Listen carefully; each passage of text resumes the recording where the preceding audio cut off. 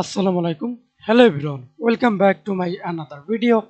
In this video, how to compare two range and find same or different records based on S row. Okay.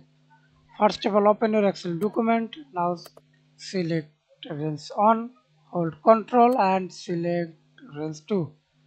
Go to Tools tab. Now see this select, click, select same and different cells. Okay, click my data has headers is row, same bellows and fill background color. Okay, click OK.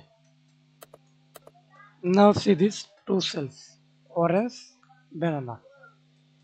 Thanks for watching video. Please subscribe to my channel, like, comment.